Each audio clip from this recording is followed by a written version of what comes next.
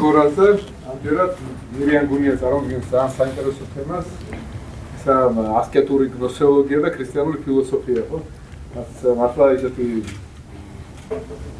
საინტერესო საკითხებია, სიძები და ფილოსოფიასა და ასკეტიკას შორის ძალიან დიდი კავშირებია, რა თქმა უნდა. პლატონს რო იქრეს რომ დიონისემო, ტირანა დიონისემ, ყარო, შენი ფილოსოფია ისე ციგნის დაწერა უკვე პლატონს ხო? მე თვითონ არაფერი არ დამიწერიაო, რას ქვიო? როგორ დაწერდაო ციგს? ანუ პლატონისთვისაც ფილოსოფია მარტო ის არ რაღაცა აზრები და თეორია, არა, რაღაცა ცხოვრებისეული გამოცდილება. ასევე ქრისტიანობაშიც ხო ეს ევაგრიოს პონტოოს რო კითხეს, ვინ არისო თეოლოგია? ამ თეოლოგიის ავიც ლოცულობსო. ანუ აქ მარტო ის კი არა რაღაც თეორიული წვრეთაში ხარ, არა, გამოცდილება გაგრულია რა, ლოცვითი და ასკეტური. თვითონ ევაგრიოს პონტოელი ძალიან დიდი ინტელექტუალი და თეორეტიკოსი იყო, იქამდე რომ ორიგენიზმშიც გადავარდა, ხო? რაცა ზედმეტად გაუტია, ასე ვთქვათ, შეიძლება ამ ინტელექტუალში თეორეტიკოსობაში. ხო, ეს დაძაბულობის ველი არის. და რა თქმა უნდა, ასაკიც მირიან დაგველაპარაკება, თვითონ ახლოს არის ამ ემოციურადაც ამ საკითხებთან და როგორც ძალიან საინტერესო წარმოგველის და შეიძლება დაშვებიან როს. მადლობა ბატონ ლევან.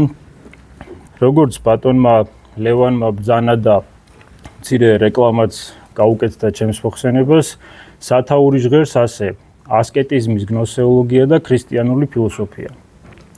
ახლა რაშია სიტუაცია?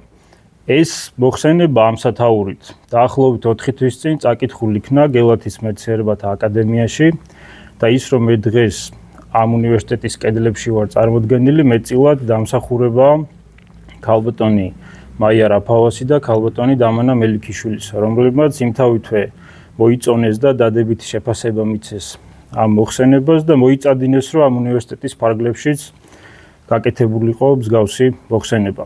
განვლოდ რომ ამ 4 თვის შემდგომ ასევე აკადემიაში კვლავ იქნა ახალი მოხსენება წაკითხული, რომელიც წარმოადგენდა ერთ-ერთ ნაკვეთს სრული სურათისა და ამ შემთხვევაში საუბარი იყო მისტიციზმზე და სათაური ჟღერდა შემდგომში მისტიციზმის ეპისტემოლოგია და ქრისტიანული ფილოსოფია.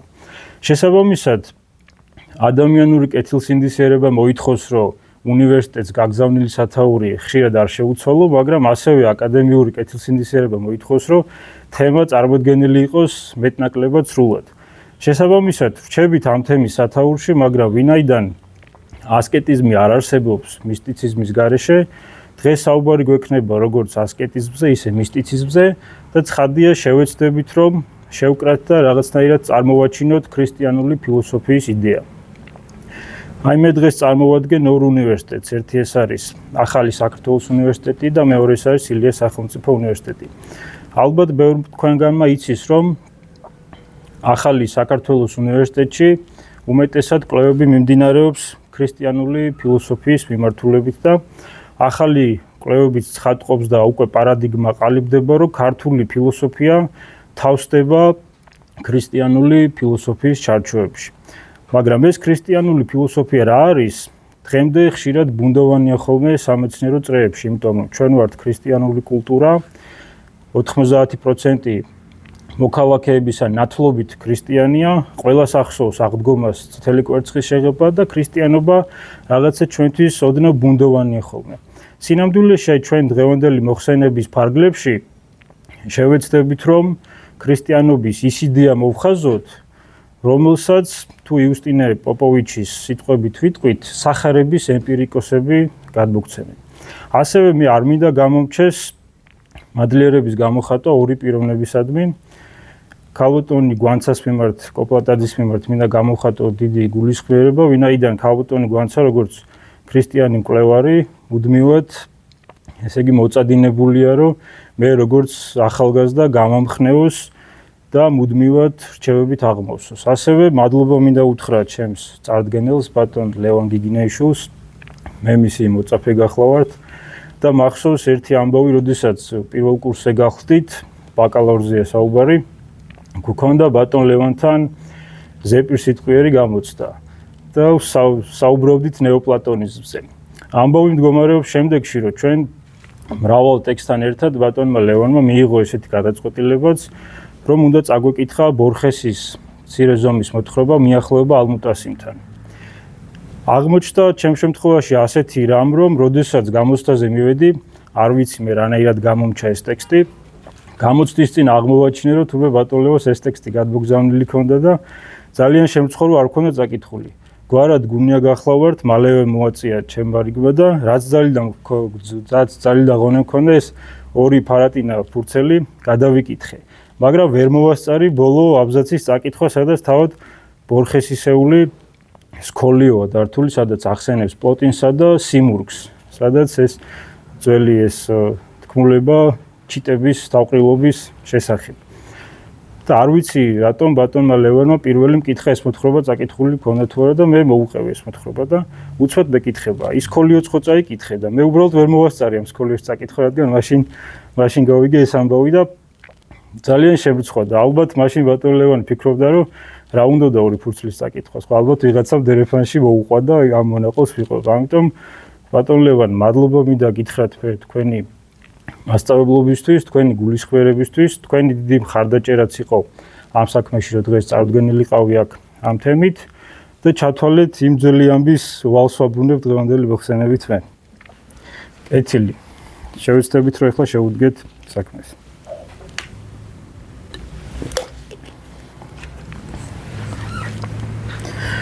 ზოგადად ის, რომ ჩვენ დღეს საქართველოში ვიმყოფებით და აგვიწევს ამ თემის წარდგენა, არის ძალიან მნიშვნელოვანი. აი, როდესაც ამ თემისთვის ვემზადებოდი, არ ვიცი რანაირად, მაგრამ შემხვდა ასეთი ტექსტი, პატრიარქ ნიკოლოზ გულაბერიძის ტექსტი, ძელი ცხოველის ტროპარიონი და ძელი ცხოველის ქება, სადაც ასეთი სიტყვებია ნათქვამი ქვეყნის მიმართ, რომ გიხაროდეს ქვეყანაო კეთილო, რამე თუ კვარცა ზედა საღვთოსა ზედა ცისკრობ.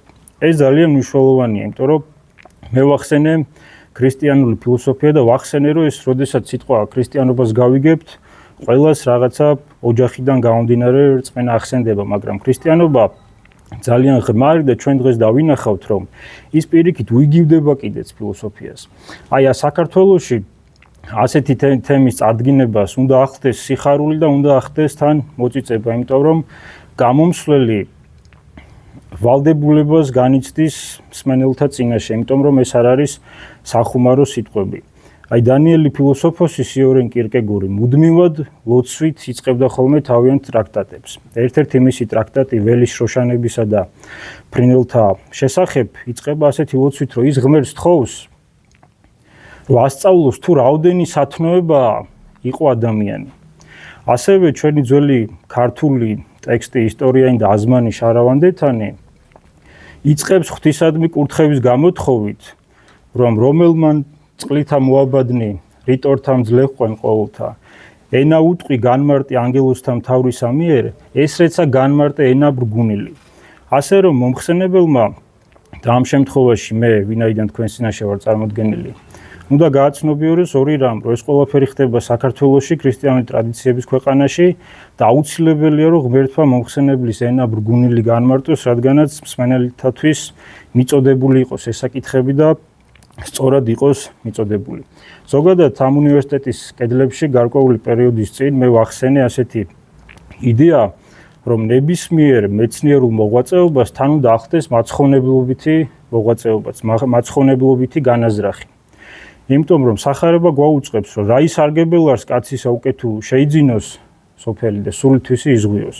ამიტომ ჩვენ ადამიანები, როდესაც ჩვენი თავით ცხოვრობთ ყოველდღიურად, ჩვენ არასდროს არ ვიცით რა შეიძლება იყოს, რისი მომტანი შეიძლება იყოს შემდეგი წამი. ამიტომ გვინდა არ გვინდა ჩვენი რიგი ქმედებანი ფუჭი აღმოჩნდება ხოლმე სიკვდილის წინაშე. აი ჩვენ, როდესაც დრო გავა, მე ამას ხშირად ვამბობ სტუდენტებთან, ის კი არ გაგვაერთიანებს, რომ დღეს აქ ჩვენ შევიკრიბეთ ამ თემის ირგვლივ.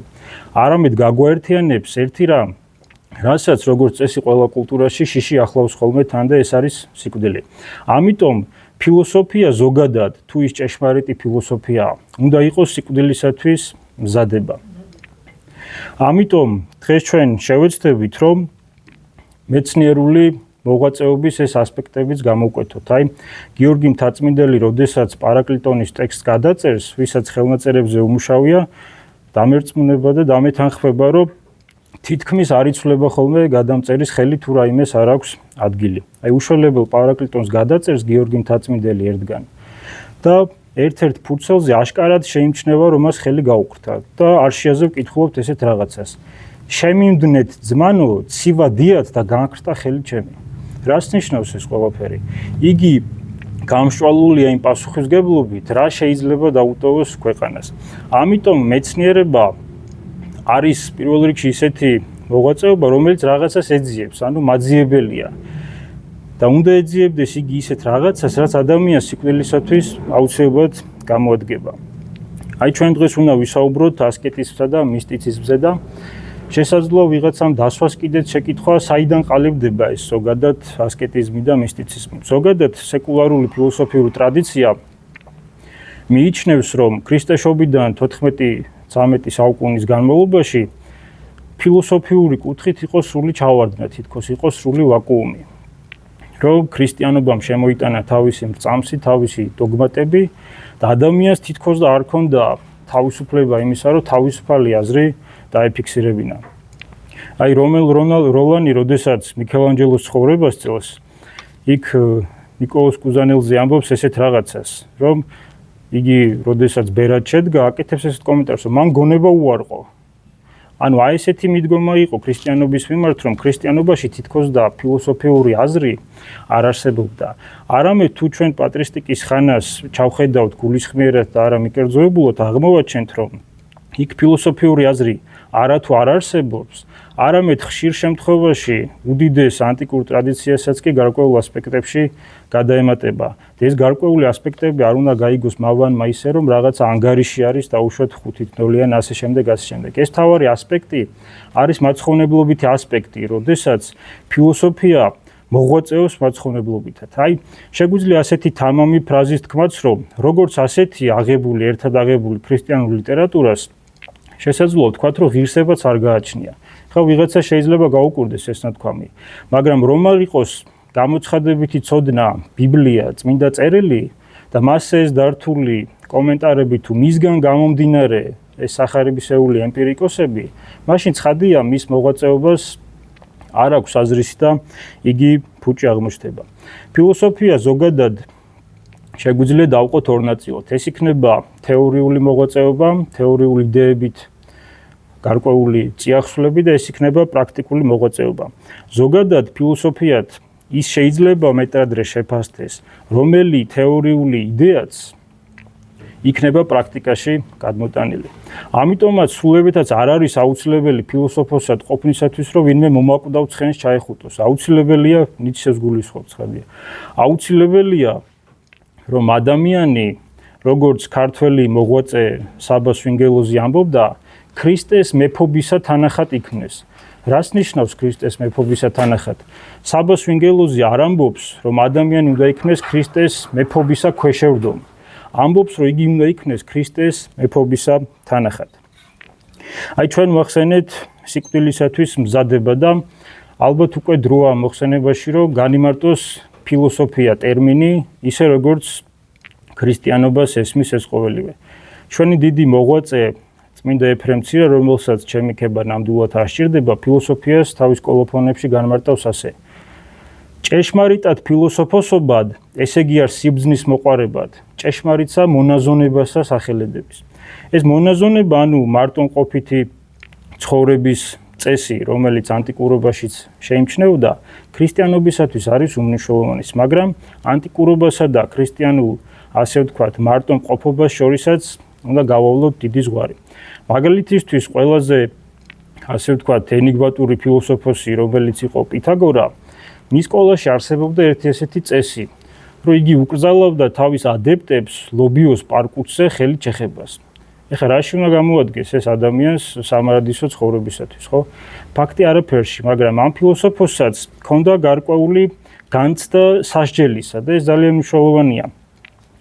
აი, ლაერტელი იხსენებს თავის ტრაქტატში ცნობილ ფილოსოფოსთა ცხოვრება და მოღვაწეობანი, რომ პითაგორას ერთ-ერთი ელდაცემის ჟამს მან მოიხილა ჰადესი და ნახა ჰესიოდესა და ჰომეროსის სული, რომლებიც იტანჯებოდნენ ერთი მიზეზის გამო, რაც მათ ყალბი ულაპარაკიათ ღმერთთა შესახებ. Აი ქრისტიანობაში კი მთელი ეს ასკეტური ტრადიცია ეფუძნება ღმერთისა და მისი სწავლების სწორ გაგებას. ზოგადად დიდი სიურპრიზი არ იქნება თუ ვიტყვით, რომ ადამიანსა და ღმერთს შორის არის დიდი უფსკრული. მაგრამ ქრისტიანობას გააჩნია ერთი დიდი უპირატესობა, რომ ვინაიდან არ ძალუց ადამიანს ამ უფსკრულის გადალახვა. თავად ეს ტრანსცენდენტალური ჭეშმარიტება, ღმერთი, რომელიც საკუთარ თავს განუკუთვნებს ყოფიერებით სახელს, რომ მე ვარ ღმერთი მყოფი, რომელიც ვარ, ის თავად ლახავს ამ უფსკრულს და ამიტომაც ადამიანი და ქრისტიანი ფილოსოფოსი ამ კუთხით უნდა იყოს დიდ სიხარულში, რომ მისი მოღვაწეობა არ აღმოჩნდება ფუჭი. აი ჩვენ ახლა ისეთ ფაკულტეტზე ვიმყოფებით და ისეთი ფაკულტეტის წარდგინებით ვიმყოფებით, რომ ხშირია კვლევები ნეოპლატონიზმის შესახებ. აი თუ ჩვენ ანტიკური ფილოსოფიის მოღვაწეთა და ძველი აღთქმის წმინდა მამათა შესახებ ძალგვით ვთქვათ გამომართლებელი სიტყვა, რომ ისინი ბუნებრივად, ვინაიდან ისეთ პერიოდში მოღვაწეობდნენ, არ ქონდათ შესაძლებლობა ქრისტეს ცოდნეობისა. აი ნეოპლატონიკოსებზე ამას ჩვენ ვერ ვიტყვით და გაცილებით ცუდ სულიერ მდგომარეობაში იმყოფებიან და როგორც ახარება ამბობს, ვაი შენ და ბეცაიდ, რამე თუ უმოლხინეს იყოს სოდომი და გომორი, მას დღეს ეშინა. რას ნიშნავს? ეს ბეცაიდ და ქალაქი მოუნათლაობისა და ქრისტეს მოუნათლაობისაგან დაისჯება და ნეოპლატონიზმს ჰქონდა 5 საუკუნე იმისათვის, რომ ქრისტე შეეცნო და შეგვიძლია მეტაფორულადაც ვთქვათ, რა განსხვავებაა ისრაელელებსა და უშუალოდ კაიაფას შორის და ნეოპლატონიკოსებს შორის. კაიაფასა და იუდეველებს არ აწყობდათ ისეთი მესია, რომელიც იქნებოდა საყოველთაო. აი მხატვრულად თხზულსიტყვაობითაც ჩვენ შეგვიძლია ვთქვათ, რომ ნეოპლატონიკოსებს არ აწყობდათ ისეთი ლოგოსი, რომელიც განკაცდა. არ ვიცი მე ისინი რას ფილოსოფოსებდნენ. ცხადია, მათი დაფასება ჩვენ გვმართებს და გვმართებს ქრისტიანული თვალსაზრისით. იაკობის ეპისტოლეში ჩვენ ვკითხულობთ ასეთ რაღაცას, რომ ყოველი მოცემა კეთილი და ნიჭისრული ზეგარდამოარ შთამომავალი მამისაგან ნათლისა. შესაბამისად, სადაც კი სიკეთის მარცვალი არის, იქაც კი წყარო არის თავად ღმერთი ამ ყველაფრის მომცემელი. მაგრამ დაუშვათ პლატონს ან თუნდაც გენებოთ პლოტინს. მათ ყველაფერი ჭეშმარიტი ეგონათ. შესაძლოა ისინი ეძიებენ ტრაქტატიდან ტრაქტატამდე, მაგრამ ბოლოს რაც ცნობიერებამდეც იყვნენ. მათ ყველაფერი ჭეშმარიტი ეგონათ, თორე არც დაწერდნენ წინააღმდეგ შემთხვევაში, ხო? პლატონს 25-მდე დიალოგი აქვს. არც დაწერდა საერთოდ მას, რომ ეს ჭეშმარიტი არ გონებოდა, მაგრამ ვის აქვს შესაძლებლობა, რომ ჭეშმარიტების კრიტერიუმები განსაზღვროს, ან ამისი ლაკმუსის ქაღალდი გახდეს. ცხადია მას, ვისაც ჭეშმარიტების ეს ჩირაღდანი უპყრია. ამიტომაც არის, რომ ქრისტიანობა ანტიკურ ფილოსოფიას არ უკარგავს მის წიაღსვლებს და ცნობილი შესიტყვებით იუსტინე ფილოსოფოსისა საუბარია იმაზე, რომ პლატონი, სოკრატე და არისტოტელე ქრისტემდელ ქრისტიანებად არიან აღქმული. მე დაბეჭდებით შემიძლია გითხრათ, რომ მიუხედავად მათი ცნობილი ცოდვიანობისა, რაზეც ახლა მე არ გავამახვილებ განგებ ყურადღებას, ისინი ქრისტეს პერიოდში რომ ყოფილიყვნენ, აუცილებლად შეიცნობდნენ ქრისტეს და ერთ ესეთი გადმოცემაც კი არსებობს, რომელსაც ისიდორე პელუზელი აღწერს, რომ პლატონი გამოიცხადა ერთ-ერთ მოღვაწეს და შეაყენა მან და უთხრა, რომ ნუ დაგმობდა პლატონს, რადგანაც მას არ აურჩევია თავისი სამოღვაწეო ეპოქა. აი ჩვენ ვახსენეთ ეფრემ ცირის ფრაზა, როდესაც ის ჭეშმარიტ სიბრძნის მოყარეობას ეძახის ჭეშმარიტ მონაზონებას. აი ტერმინი ფილოსოფია, ანუ სიბრძნის სიყვარული, გააჩნია ამაში ჩვენ რა ტერმინს ჩავდებთ. აი ხშირად არის ხოლმე სამეცნიერო წრეებში, როდესაც ქრისტიანობას საერთოდ ჩამოაშორებენ ხოლმე ფილოსოფიას და ამბობენ, რომ ქრისტიანული ფილოსოფია არ არსებობს. ნამდვილად თუ ჩვენ შევხედავთ დაუშვათ ძალიან შორს ვარ წავიდეთ ისტორიაში, მე-20 საუკუნეში დავუჩეთ სარტრისნაირ ფილოსოფოსს, შევხედავთ კამიუსნაირ ფილოსოფოსს და მათ აბსურდულ იდეებს. რა კავშირი შეიძლება გქონდეს ამას გამოცხადებით ცოდნის ფილოსოფიასთან? ცხადი არაფერი. მაგრამ თუ ჩვენ ფილოსოფიაში ჩავდევთ სწორ განმარტებას, რომ პავლე მოციქული ამბობს ქრისტეს შესახებ, რომელი გიარს ძალი და სიბრძნე იგი მამისა, თუ ქრისტე სიბრძნეა, ქრისტიანულად სიბრძნის სიყვარული რა გამოდის? გამოდის ქრისტეს მოყვარეობა. და უნდა ვიცოდეთ, რომ ქრისტიანული ფილოსოფია არის ქრისტეს მოყვარეობა და ამიტომაც არის უმნიშვნელოვანესი ქრისტოლოგიური დოგმატი ქრისტიანულ ფილოსოფიაში. აი არსებობს თეოდორიტე კვირელის ტექსტი სირიელ მეუდაბნოეთა მოღვაწეობა და ცხოვრებანი, სადაც ერთ-ერთი მოღვაწის სახელად თალალას ან თალალეუსის, როგორც თქვენ გენებოთ, შესახებ თეოდორიტე კვირელი გვიყვება, რომ იგი სულიერი გამოცდილებისას და ლოცვისას ებრძოდა ხოლმე დემონებს და აკეთებს მცირე კომენტარს, რომ ამგვარად მოღვაწეობდა ფილოსოფიის ათლეტი. ეხლა ეს ათლეტი დღევანდელმა 21 საუკუნის მსმენელს შეიძლება ღიმლი მოგვაროს ამ ტერმინმა, მაგრამ ათლეტეს ნიშნავს მოღვაწეს, მოასპარეზეს. შესაბამისად, ნებისმიერი წმინდანი, ნებისმიერი ქრისტეს ფილოსოფოსი და იუსტინე პოპოვიჩის სიტყვებით ქრისტეს და სახარების ემპირიკოსი არის მოასპარეზე ქრისტეს ფილოსოფიაში. შესაბამისად, ამიტომაც ამგვარად მოღვაწეობდა ფილოსოფიის ათლეტი, ანუ ფილოსოფიაში მოასპარეზე, ანუ ქრისტეს მოყვარეობაში მოასპარეზე ადამიანი. ამიტომაც არის, რომ ასკეტიზმი მეუდაბნოეთა ცხოვრება, ასე ვთქვათ, ქრონოლოგიურად შესაძლოა დათარიღდეს მე-4 საუკუნით, მაგრამ მას პირველი საუკუნიდანვე აქვს გამოვლენებანი. ნებისმიერი მორწმუნე, რომელიც გარკვეული სახის დიდ თუ მცირეს ფიზიკურ ასკეზას აღასრულებს, თუნდაც მცირეოდენ მარხვას ინახავს, ისიც სულს ავარჯიშებს და ისიც ასკეზაში იმყოფება, მაგრამ მას გააჩნია ასკეტის, გააჩნია სხვადასხვა გამოვლენებანი. ზოგი მხოლოდ დილას აღამოს ლოცვას კითხულობს და ამით შეაჭირვებს საკუთარ ნებას, რომ იგი საკუთარ ნებელობას წინაღუდგეს და ზოგი მეუდაბნოე ცხოვრებას ირჩევს. აი კლიმენტი ალექსანდრიელი მის ცნობილ ტრაქტატში სტრომატები, აკი ჩვენ ანტიკურ ფილოსოფიასაც გაკვირთად შევეხეთ, ამბობს ესეთ რაღაცას, რომ ბერძნებს თავიანთი ფილოსოფია, როგორც ერთგვარი აღთქმა ისე მიეცათ. ჩვენ ვიცით ორი აღთქმა, ძველი აღთქმა და ახალი აღთქმა. მაგრამ კლიმენტი ალექსანდრიელი აგზელებს ჯელობას და ამბობს ასეთ რაღაცას. ეს აღთქმა მათ მიეცათ ქრისტეს ფილოსოფიისაკენ მიმავალ ნაბიჯად.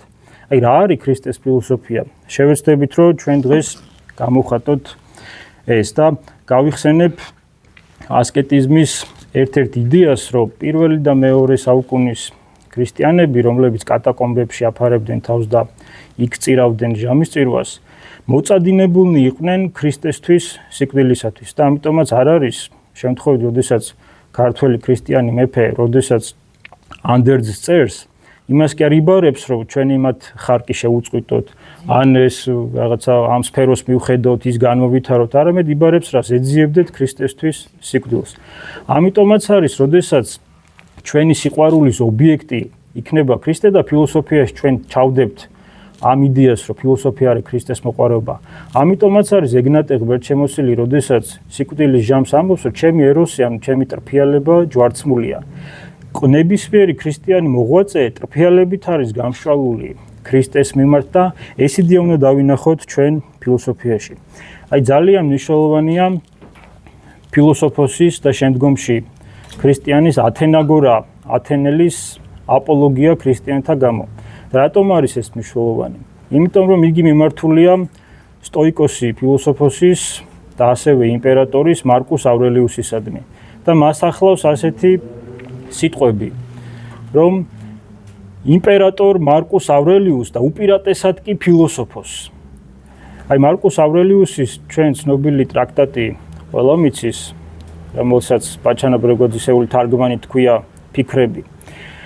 აი მარკუს ავრელიუსი იყო სტოიკოსი ფილოსოფოსი. სტოიციზმი მარტივად რო ავხსნათ, მათ მიაჩნდათ, რომ სამყაროში არსებობს იდეა საწყისი, რაღაც საზრისი, რაც შეგვიძლია ბედისწერადაც კი იყოს განხილული, რომ მისით ხდება ყველაფერი. და ამბობდნენ, რომ ეს ლოგოსი, ვინაიდან თვითონ ადამიანებიც ამ სამყაროს ნაწილნი არიან, შესაძლებელია და აუცილებელიც კი არა, რომ ადამიანშიც იყოს. შესაბამისად, აი ამ ასე ვთქვათ, ერთგვარ პესიმიზმს, რასაც ჩვენ ასკეტი უпростоრად სტოიციზმში ვაწყდებით, რომ ვიღაცამ სიტყვა შემოგვიბრუნა, არა უშავს, ვიღაცა აპარტამულად მოგვექცა, არა უშავს, ვიღაცა მოგვატყვა, არა უშავს. ეს თითქოს არის მათი პესიმიზმი, მაგრამ აქ არის მათი ბედნიერების, ძიების იდეაც, რომ ამ ყველაფერში უნდა ეძიონ მათ ბედნიერება. აი მარკუს ავრელიუსი ერთ-ერთ თავის ჩანაწერში ამბობს, რომ ყოველდღე განეწყე ისე, რომ როდესაც სახლიდან გახვალ, იფიქრე, რომ დღეს შემხდება მზვაობარი, დღეს შემხდება ავაზაკი, დღეს შემხდება მატყუარა, დღეს შემხდება განკითხველი და მშვიდად იყავი და მათ ყურადღება არ მიაქციო. აი ეს ახლა ქრისტიანული თვალსაზრისით შესაძლოა კარგათაც განიმარტოს და შესაძლოა ნეგატიური თვალსაზრისითაც განიმარტოს. აი ათენაგორა ათენელი წერს მარკუს ავრელიუს ასეთ სიტყვებს ერთ-ერთ ქრისტიანთა ბრალდებაზე, რომ ქრისტიანები არიან უღმერთონი. ის ამბობს ასეთ რაღაცას, რომ ქრისტიანები ჭეშმარიტად უღმერთონი ვართ უსულო კერპთა წინაშე, რადგანაც ჩვენ ვაღიარებთ ერთ ღმერთ შემოქმედს, რომელიც არის ყოვლისპრობელი, ანუ პანტოკრატორი. აი ძალიან მნიშვნელოვანია სიტყვა სტოა და მე ერთ საგულისხმო დეტალზე მიგაქცევინებთ ყურადღებას. როგორც გითხარით, სტოიკოსები ქრისტიანული იდეით სწორადად შეიძლება იყოს განმარტებული. და ერთი ესეთი ფრანგი მკვლევარიც კი ედი შპანი უზარმაზარი შრომა აქვს სტოიციზმი ეკლესიის მამებთან. გადაშლი წაიკითხავდა გეგონება, რომ სტოიციზმის იქით ქრისტიანობაში არაფერი არ ხდება. მეორე კვლევა პლატონიზმი ეკლესიის მამებთან, ნეოპლატონიზმი, პლოთინი, ასე შემდეგ და ყველაფერია თითქოს ქრისტიანობაში ქრისტიანული იდეის გარდა. რა არის ახლა ეს ქრისტიანული იდეა?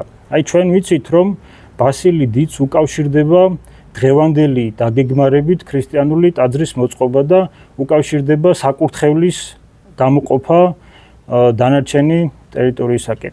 აი ნებისმიერმა მორწმუნე პიროვნებამ იცის, რომ ტაძრის შესასვლელს, თაღოვან შესასვლელს ეწოდება სტოა.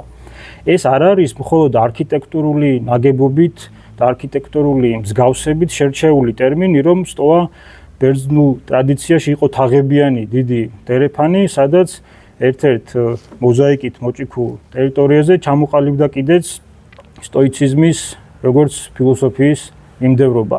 მაგრამ ეს არ არის მხოლოდ რაღაცა არქიტექტურული იდეა. ეს არის ისეთი იდეა, რომ ადამიანი ქრისტეს გარეშე ფილოსოფოსობს, რა თქმა უნდა. და ჩვენ აკი ვახსენეთ, რომ სადაც კი კეთილი არის, იქ კეთილის წყარო ღმერთია და არ შეიძლება არც სტოიკოსებისადმი დაკარგვა მათი გონებითი წიაღსვლებისა, რაც ეთიკურიც არის ხშირ შემთხვევაში და დღესაც კი პოპულარულია ხშირ შემთხვევაში სტოიციზმი, რომ ბევრი ასაკოვანი მკვლევარი დღესაც ბაძავს და დღესაც მიმდევარია სტოიციზმისა. მაგრამ გავიხსენოთ ქრისტიანული ტრადიცია, ვინ უნდა დადგეს სტოაში? ვინც ეპიტემირებულია? ესე იგი, ჩვენ უნდა გავიხსენოთ კიდე ერთი რაღაც, რომ ქრისტიანული ლიტურგია იყოფა ორ ნაწილად. ერთი ეს არის მოუნათლავთა, ანუ კათაკმეულთა ლიტურგია და მეორე ეს არის მართალთა ლიტურგია და მრწამსის შემდგომ ხდება განყოფა ამ ორ საზოგადოების ნაწილ შორის. ესეთი სიტყვებიც ემახსოვრება ამ მსმენელს წირვისაგან, რომ კარნი სიბრძნით მოხედენ. რას ნიშნავს ეს კარნი?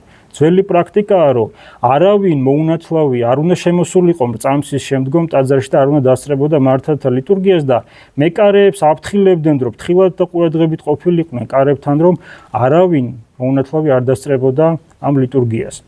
აი სტოაში დგას ადამიანი, რომელიც არის ეპიტემირებული. ეხლა ეს ეპიტემია გავიგოთ სწორი ფილოსოფიური გაგებით. ადამიანი, რომელიც საკუთარი ქმედებით საკუთარ თავს ჩააყენებს ისეთ მდგომარეობაში, რომ დაშვება მიეცემა საკუთარ თავზე, რომ ჩაიდინოს ცოდვა, ის საკუთარ თავს აყენებს პანტოკრატორის ადგილას. ზოგადად სამყარო ისეა მოწყობილი, რომ პანტოკრატორის ტახტი დგას სამყაროში. უბრალოდ ვინაიდან ღმერთმა ისურვა იმგვარ არსებათა შექმნა, როგორც იოანე დამასკელი ამბობს, რომელიც წილქონენი იქნებოდნენ მისი სიკეთისა, ერთ-ერთი მისი ღვთაებრივი თვისებაც არის თავისუფალი ნება. შესაბამისად, ადამიანს ძალუძს ამ ტახტზე საკუთარი სურვილებიც კი წამოსვას. ვიღაცა თავის კარიერას დასვავს ამ ტახტზე, ვიღაცა მატერიალურ ნივთს დასვავს, ვიღაცა მანქანას დასვავს, ვიღაცა ახალ ჩექმას დასვავს და ასე შემდეგ, თქვენ დამეხმარეთ ჩამოთვლაში. მაგრამ მთელი იდეა მეშ მდგომარეობს, რომ ცოდვას როგორ ჩადის ადამიანი. თავისთავად ხელი და ფეხი თვითონ ვერ მოქმედებს, თუ ადამიანის გონება მას არ მიცა გასაქანი.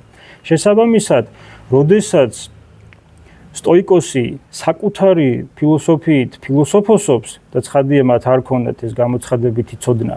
აი ქრისტიანობაში ამას თუ თარგმნით, გამოდის ის ადამიანი, რომელიც თვითრჯულია.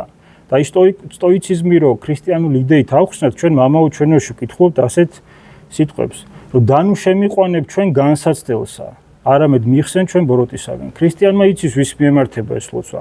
აი სტოიციზმით სულ სიტყვაობითად რო ავხსნათ, სტოიციზმში ეს სიტყვები დანუ შემიყვანებ ჩვენ განსასწრებს და მიემართება საკუთარ თავს, იმიტომ რომ თვითონ არის ამ ყველაფრის მდგენელი. ვიზე გაბრაზდება, ვიზე არ გაბრაზდება, ვიზე შეინარჩუნებს გონებით განწყობას და ვიზე იქნება გონებით და ეთიკურად გონებაში ჩამოყალიბებული. ამიტომაც არის რომ ეს სტოა არის მნიშვნელოვანესი და ეს აღწერს კიდე ძველი აღთქმის კარვის დაგეგმარებასაც, სადაც იყო სამი ნაწილი: ეზო, წმიდა და წმინდათაწმინდა, ანუ დღევანდელი საკურთხეველი, სადაც მღვდელს მხოლოდ წელიწადში ერთხელ ჰქონდა შესვლის უფლება. ამიტომაც გამოიყო სამი იერარქიული თანმიმდევრობა: სტოა, ტაძრის ძირითადი ნაწილი და საკურთხეველი. ეს საკურთხეველიც უმნიშვნელოვანესია, მე მოხსენების ბოლოს ამას ორიოდე სიტყვით შევეხები, იმიტომ რომ სიტყვა მისტიკაც თუ ჩვენ ქრისტესეულად გავიგებთ ამას, როგორც ქრისტე მოქმედებს ეკლესიაში, აუცილებელია რომ ითარგმნოს როგორც არამხოლოდ საიდუმლოებითობა, არამედ მღვდელმე საიდუმლოება. ეს მღვდლური და მღვდლობის ტრადიცია საიდუმლოში არის უმნიშვნელოვანესი. ამიტომაც არის რომ მთელი ანტიკური ფილოსოფია თავისი მართლაც და კეთილი გამოვლინებანით გვაწვდის თავიანთი დელფოს ორაკულის ტაძრის ფრონტონზე რა წარწერას, რომ შეიცან თავი შენი. მაგრამ აი უკვე ამოტრიალებული გუმბათის ცის თაღის მქონე გუმბათის მქონე ტაძარი აია სოფია თავის ფრონტონზე აწერს პალინდრომს. იფსონ ანომემატა მე მონანობსინ. განიბანეთ არათუ თავნი თქვენი, არამედ საკუთარი ცოდვებიც. აი ეს ცოდვის განცდა არის უმნიშვნელოვანესი და მე მინდა რომ თქვენი ყურადღება სწორედ წარმართო ამ ცოდვის იდეაზე, იმიტომ რომ ქრისტიანული ფილოსოფია ეფუძნება ცოდვის გაგებას და არა მხოლოდ ისეთი ცოდვის გაგებას, რომ ყველა ტრადიციაში მიუღებელია დაუშვათ კაცისკვა ან ქურდობა ან ასე შემდეგ, არამედ ცოდვის სიმძიმისას. აი მაგალითად, მე თუ ვინმე განვიკითხე და ბერი პაისი ათონელმაც ვინმე განიკითხა. აქ იმის განცდა კი არ არის, რომ მე არ ვიცი რომ განვიკითხე, ან ბერმა პაისიმ არ იცის რომ განიკითხა. აქ არის განცდა იმისა, რომ ბერი პაისიმ იცის ამ განკითხვის სიმძიმე.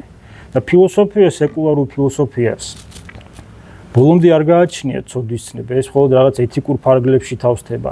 ცოდვა ჩვენ ჩავდივართ პირველ რიგში საკუთარი თავის მიმართ და ადამიანი ქრისტიანობა ასწავლისო ხატი და მსგავსი აღმთისა, ჩავდივართ მეორე ადამიანის მიმართ და რაც ყველაზე მთავარია, ჩავდივართ ღვთის წინაშე.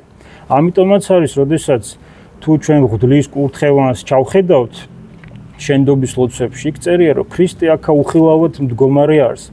ეს უმნიშვნელოვანესი მომენტია ქრისტიანული ფილოსოფიის, იმიტომ რომ არსებობს მეორედ მოსვლაზე და განკითხვის დღეზე ასეთი შეფასებაც, რომ ეს დღე არის სიტყვა შეუბრუნებელი დღე. ამ დღეს არავის არ შეიძლება, რომ ღმერთ სიტყვა შეუბრუნოს. სვინაქსარში ისიც კი წერია განკითხვის შესახებ, რომ თუ საშინელი სამჟავროს დროს ღმერთი შენ გადმოგცემს სიტყვას და შეგეკითხება, დაინტერესდება შენი აზრი, რა არის შენი ძმის შესახებ და მისი ქცევების შესახებ, აი მხოლოდ მაშინ შეგეძლება, რომ შენი აზრი დააფიქსირო. როგორ ფიქრობს ახლა ადამიანი, ღმერთი დაინტერესდება ჩვენი აზრით განკითხვის დღეს, ჩვენ რას ვფიქრობთ სხვა ადამიანზე? ეს იქნება ყოველად სიტყვა შეუბრუნებელი დღე და ამისთვის ადამიანი უნდა იყოს მზად. და აი ჩვენ მცირეოდენად ეტიმოლოგიებს შევეხე და დღეს ფილოლოგებთან ვარ მე სტუმრად. რას ნიშნავს ფილოლოგი? სიბრძნის მეტყველს. გინახავთ სიბრძნის მეტყველი, სიბრძნეს ომარ მეტყველებს. ვიღაცამ ცუდად არ გამიგოს ფილოსოფიას წარმოვადგე, რას ნიშნავს ფილოსოფოსი? სიბრძნის მოყვარეს. რანაირი სიბრძნის მოყვარე ადამიანი თუ სიბრძნე არ უყვარს? თეოლოგებიც არ დავიწყოთ, ღვთის მეტყველი. გინახავთ ღვთის მეტყველი ღმერთს ვარ მეტყველებს? ამიტომაც არის უმნიშვნელოვანესი მეცნიერებაში მაცხონებლობითი განაზრახის ჩადება.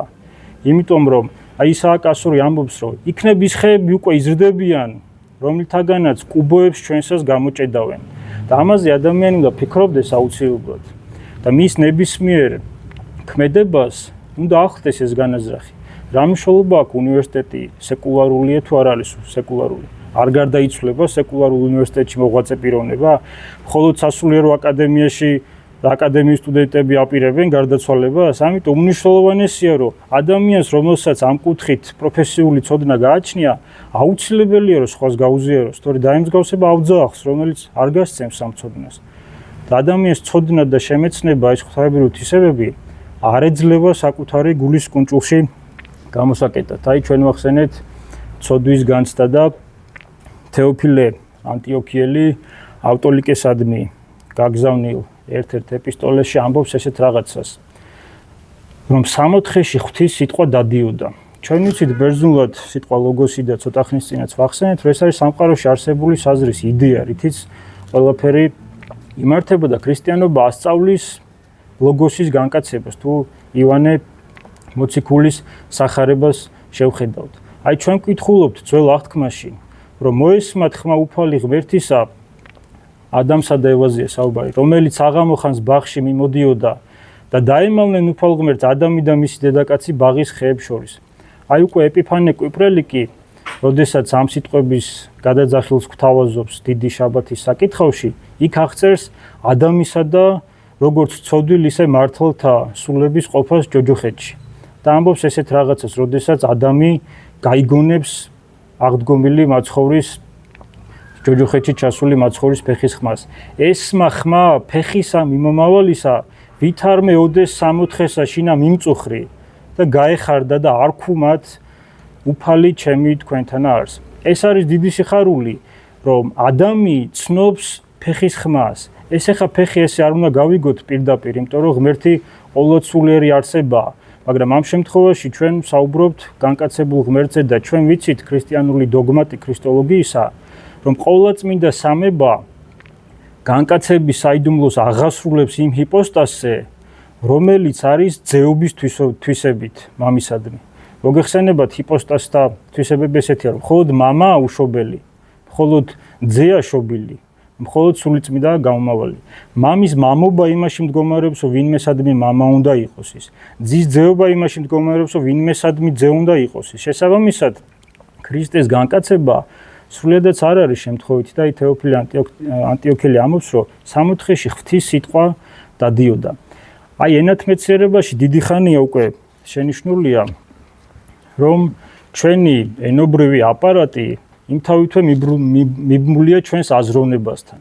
და როდესაც ქრისტიანი საუბრობს და მისი მეტყველება ამ შემთხვევაში სიტყვის მნიშვნელობით ვიტყვი ლოგოსი ქრისტოცენტრულია. ამიტომაც არის, რომ ჩვენ როდესაც უცხოელთან გვაქვს შეხვედრა, მასთან არათუ უბრალოდ ენობრივი ბარიერი გვაქვს, რომ ავანმა რომელიღაცა ენა ან ამ დონეზე იცის, ან იმ დონეზე. არამედ მასთან გვაქვს ღირებულებითი ბარიერიც, თუ ის ადამიანი არ არის მორწმუნე. ეს უმნიშვნელოვანესი მომენტია. აი მე მინდა მოგაწოდოთ ინფორმაცია ერთ-ერთი ფსიქოანალიტიკოსის დანბარის შესახებ, რომელსაც აქვს იდეა, რომელსაც ქვია დანბარის რიცხვი. რას ნიშნავს ეს დანბარის რიცხვი? დანბარის რიცხვი განისაზღვრება 5000-ით. იქ კვლევებს ჩვენ თუ ჩავხედავთ, დანბარის რიცხვი ჯერ განისაზღვრება 150-დან 250-მდე და შემდგომ მაქსიმალური შეფასებით განისაზღვრება 5000-მდე. ეხლა რაში არის იდეა?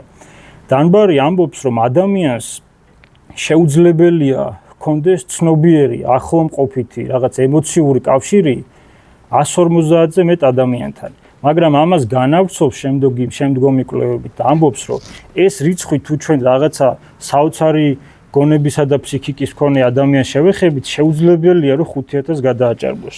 მაგრამ სწორად გამიგეთ ნათქვამი, მთელი ფილოსოფიური ტრადიცია სეკულარულ ზემოქმედს საუბარი ცდილობს გამონახოს საყოველთაო მორალი და საყოველთაო ეთიკა. ჩვენ გვაქვს ცნობილი კანტის სიტყვები, რომ ადამიანი ისე უნდა მოიქცეს ამ საყოველთაო მაქსიმით, რომ მისი ეს ქმედება იქცეს საყოველთაო და ბოროტება არ ახსულდეს სამყაროში.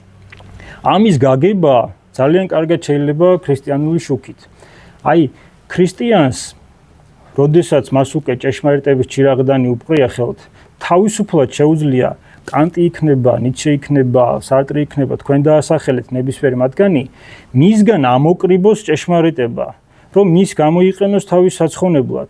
მე თუ გამომადგება კანტის ეს სიტყვები ჩემი ქცევების განსამართავად, რომ მე ისე მოვიქცე, რომ ჩემი ქცევა საყოველთაო მაქსიმა გახდეს, კი ბატონო, მაგრამ ფილოსოფიას აქვს ერთი მარტივი ლაფსუსი, რომ შეუძლებელია საყოველთაო ჭეშმარიტებაზე ლაპარაკი, თუ თავად საყოველთაო ჭეშმარიტებასთან არ აქვს კავშირი. აი ბასილი დიდი ამბობს ცნობილ ტრაქტატში ახალგაზრდების მიმართ, ანუ როგორ მიიღონ მათ სარგებელი ანტიკური წერლობიდან და ამბობს, რომ ჩვენ ყველაფერს უყურებთ ცხონების პერსპექტივით, რომ ადამიანს რა გამოადგება ცხონებაში. და ამბობს კიდე ეს ძალიან მნიშვნელოვანი მომენტია, რომ აი ბასილი დიდის ამ სიტყვებით ჩვენ შეგვიძლია დავინახოთ, რას ამბობენ ეს ფილოსოფოსები, მაგრამ მათ არ უპყრიათ ეს ჭირაღდანი, ეს ძალიან მნიშვნელოვანია და ადამიანს უნდა შესტყიოდეს ამაზე გული. აი იმავე წერილში ბასილი დიდი ამბობს, რომ ფილოსოფოსები ერთმანეთის მოძღვრებას ამხობენ. მოვა ერთი და ამხობს მეორის მოძღვრებას. მოვა მეორე და ამხობს მესამის მოძღვრებას. მოვა მესამე და ამხობს მეოთხეს მოძღვრებას. რატომ თუ რომელიმე ფილოსოფოსის მოძღვრება ბოლომდე ჭეშმარიტია, მაშინ შეუძლებელია იმისი დამხობა. ამიტომაც არის ქრისტიანობაში არსებობს სულიერი ქიროტონია და ეს არ ნიშნავს მხოლოდ მღვდელმთავრის მიერ ხელდასხმას ქვეშევრდომისადმი. ეს არის სულიერი ქიროტონია იდეისა და ცნობიერებისა, რომ ქრისტიანობა დღიდან ნათლის შექმნისა ერთი და იგივეა, ერთი და იგივე სწავლებაა. ამიტომ ქრისტიანობა ასწავლის სიკვდილისათვის მზადებას და ამიტომ ჩვენ შეგვიძლია თამამად განვიხილოთ ქრისტიანობა ფილოსოფიით, იმიტომ რომ ჩვენ დასაწყისში ვთქვით, რომ ფილოსოფია თუ ის ჭეშმარიტია და ვერ დამხობადია, მაშინ უნდა იყოს სიკვდილისათვის მზადება. აი სრულყოფილების ცნება ძალიან მნიშვნელოვანია ფილოსოფიაში და ნებისმიერი ადამიანი, მოაზროვნე ადამიანი უნდა ცდილობდეს, რომ გარკვეული სახის სრულყოფილებას მიაღწიოს. აი წმინდა ნიკოდიმოს მთაწმინდელი ამბობს საოცარ სიტყვებს. თითქოს როგორ მარტივ სიტყვებს ამბობს, მაგრამ როგორ რთულია ეს ყველაფერი, რომ თუ ჩვენ გვინდა მივახციოთ სრულყოფილებას, უნდა ვიცოდეთ რა არის სრულყოფილება. მე სტოიკოსები ვახსენე და არ გამიგოს სპანელმა ისე თითქოს მე ნეგატიურ კონტექსტში ვსაუბრობ თემაზე. უბრალოდ არსებობს მათზე აღმატებული მოძღვრებაც, იმიტომ რომ განკაცებულ ღმერთს მოაქვს ეს მოძღვრება და რა მნიშვნელობა აქვს რომელიმე სენეკამ, რაი ფილოსოფოსა მოაქვს განკაცებულ ღმერთს თავისი მოძღვრება, ხო? ამიტომაც ეს ძალიან მნიშვნელოვანია, რომ თუ ადამიანმა არ იცის რა არის სრულყოფილება, როგორ უნდა დაშვეს მისთვის. ეს ხო წარმოუდგენელია. და აი ნიკოდიმოს მთაწმინდელი აგრძელებს თავის ამ სიტყვას შემდეგნაირად, რომ ადამიანმა საკუთარი მიტოვებული ჯვარი უნდა აიღოს, უყვარდეს ღმერთი და საკუთარი თავი არ უყვარდეს. ეს ძალიან რთულია. იმიტომ რომ ჩვენ ადამიანებს ყველას უყვარს საკუთარი თავი. აი მე დავიწყე სიორენ კირკეგორის სახელის მოხმობით და მას აქვს ერთი შესანიშნავი ფრაზა, რომ ადამიანს შესაძლოა შეშურდეს ყველაფერი, მაგრამ სხვისი მე არასოდეს არ შეშურდება. რატო არ შეშურდება? მე შეიძლება შემშურდეს ვიღაცის წარმატება, მაგრამ მე იმ პიროვნებად ყოფნა კი არ მინდა, ეს წარმატება ჩემთვის მინდა, ჩემ პიროვნებაში. შესაბამისად, აი ეს ჯვრის მიტოვებულობა არის უმნიშვნელოვანესი. და აქ უნდა ჩვენ გავმიჯნოთ ქრისტიანული გაგება ნამდვილი ფილოსოფიისა და ცრუ ფილოსოფიის. ამაში მე მოვიხმობ დიდ ქრისტიან მოღვაწეს კაბადოკიელ მამას წმინდა გრიგოლ ნოსელს, რომელიც აღწერს რა მოსეს ცხოვრებას იყენებს ცრუ და ჭეშმარიტი ფილოსოფიის ანალოგიისათვის შემდგომ ცნობილ ამბავს მოგეხსენებათ ფარაონის ბერწმა ასულმა იშვილა მოსე ყრბობისას, როდესაც წყლიდან ამოიყვანა და სახელი მოსეც წყლიდან ამოყვანილს ნიშნავს. და ის ამბობს, რომ წერილი, ანუ წმინდა წერილი, აი ამ ამბის გადმოცემით, რომ მან იშვილა ბერწმა ასულმა იშვილა მოსე, ამბობს, რომ წერილი იმჟამამდე რაცხს ცრუ დედასთან ყოფობას ადამიანისას, სანამ ადამიანი საკუთარ თავში გონებით ჩვილობას ამჩნევს. ეს არის ძალიან მნიშვნელოვანი.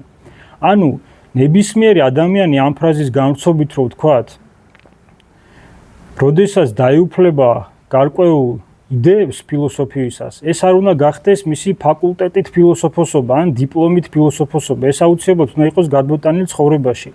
მაგრამ ვერც ერთი ფილოსოფიური მოძღვრება ცხოვრებაში გადმოტანილი საბოლოო მიზნამდე ვერ მიდის მაინც. ეს არის ძალიან მნიშვნელოვანი. ამიტომაც ამბობს, რომ სანამ ადამიანი საკუთარ თავში გონებით ჩვილობას ამბობს.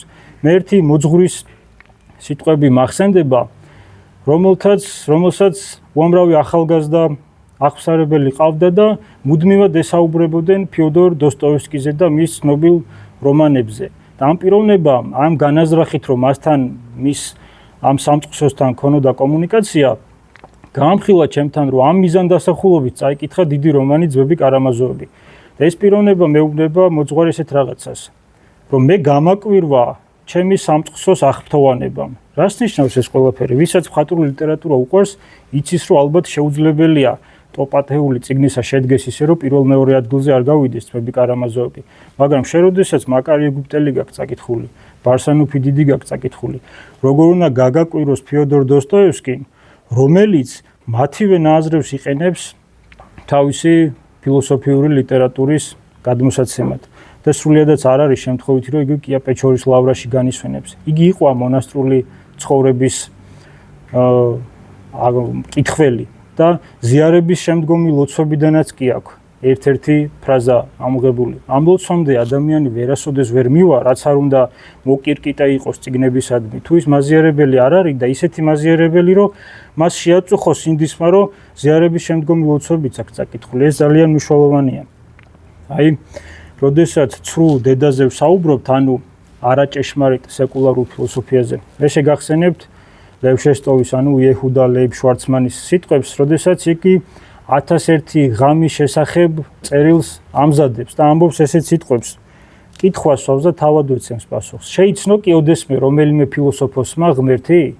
პლატონის გარდა, რომელმაც ეს მხოლოდ ნაწილობრივ შეძლო, სხვა ყველა მხოლოდ სიბრძნეს ეძიებდა. ეს კი ძალიან უცნაურია.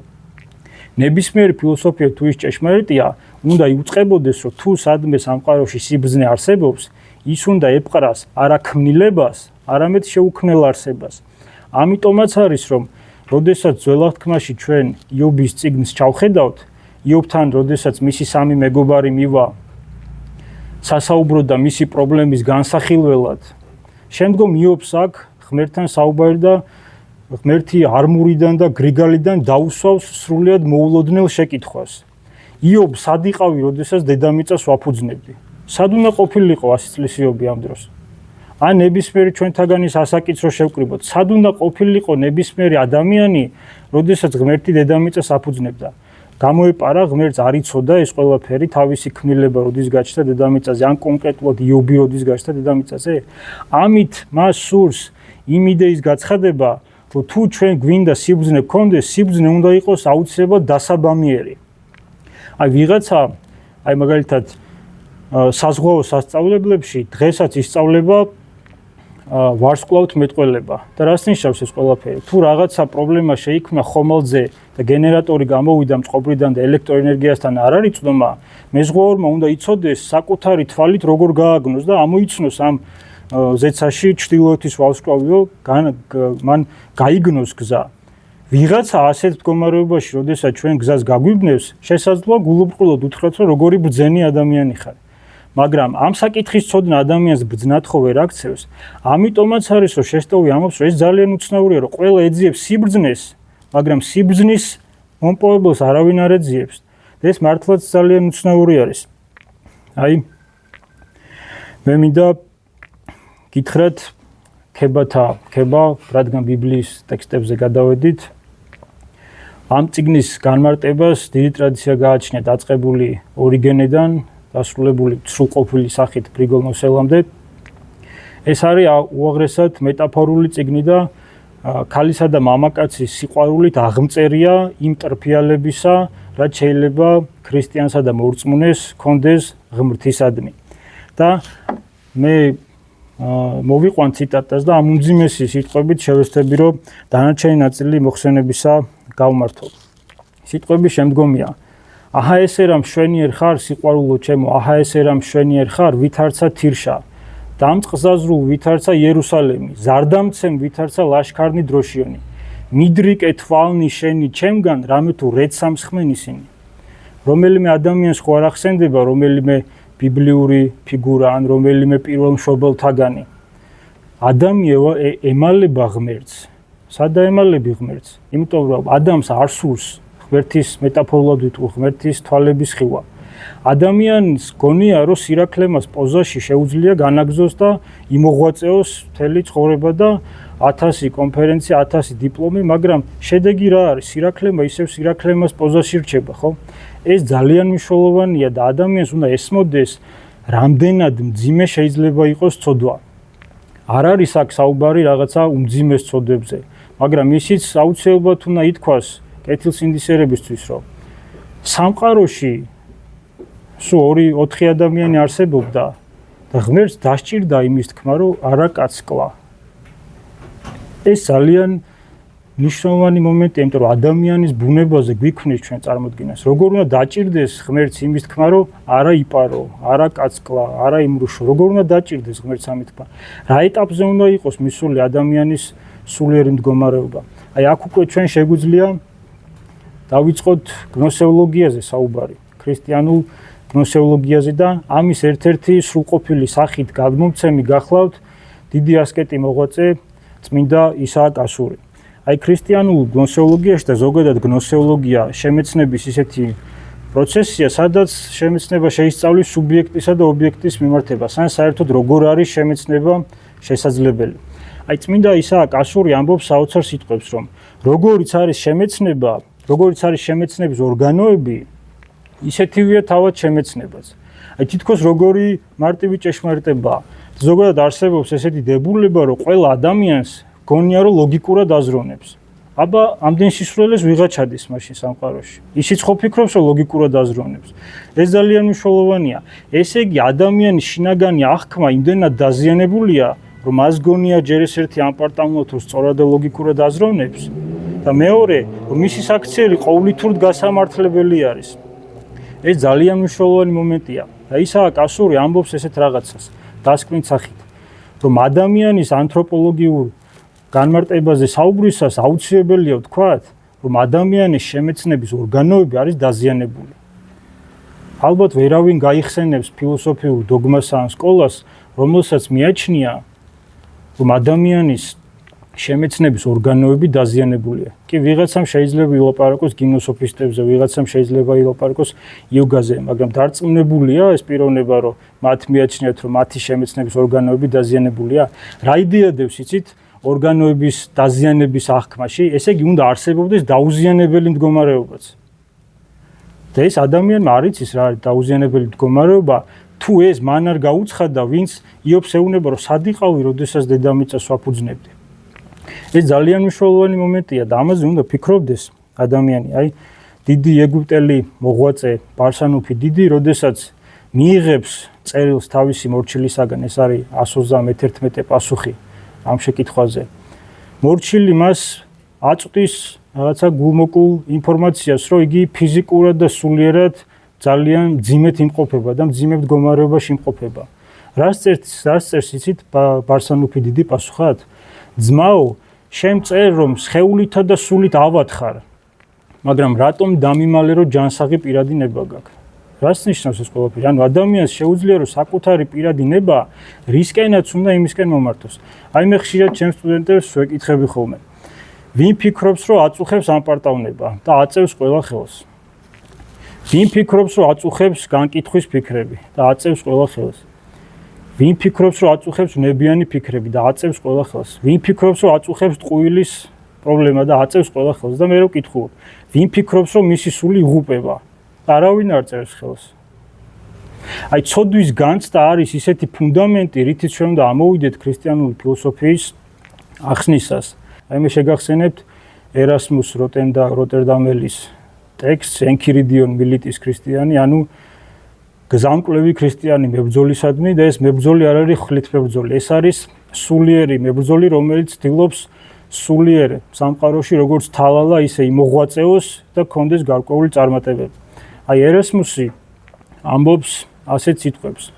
ადამიანი მაქსიმალურად ცდილობს, რომ საკუთარი თავი მოიზღუდოს, რომ რაიმე ფიზიკური ავადობა მას არ შეემთხვას. ან თუ შეემთხვა, ყველა ღონეს იხმარს, რომ მაქსიმალურად სადოს და განიკურნოს თავი ამ მდგომარეობიდან. მაგრამ სული კი ჩვენი, რომელიც კვდება, ვერავინ ამჩნევს მას და არავის სჯერა ეს. აი ადამიანი თუ საკუთარ თავს არ იცნობს, რა მნიშვნელობა აქვს მისი ბიბლიოთეკა რამ ხელა? ადამიანს არ უნდა ესმოდეს ჩემი ხა ეს სიტყვები, რომ ამ სამყაროში მე ყველაფერს ხაზი გადაუსვი და ყველას ტყეში მოღვაწეობისაკენ მოუწოდებ. მაგრამ ადამიანმა უნდა იცოდეს საკუთარი თავი იმდენად, რომ მართავდეს საკუთარ თავს. აი სიტყვა თავისუფლება, რომელსაც ალბათ ჩემი განმარტება არ ჭირდება ამ საზოგადოების წინაშე, მაგრამ ქართულმა ენამ სწორად გადმოთქვა, რომ შენ ახარ შენი თავის უფალი, რაც მეც აუკრძალავ შენ თავს. ეს არის რომ შენი თავის უფალი ხარ და ბატონ პატრონი და არა ის რომ რასაც გინდა იმას გააკეთე. ეს უნიშნულოვანესია.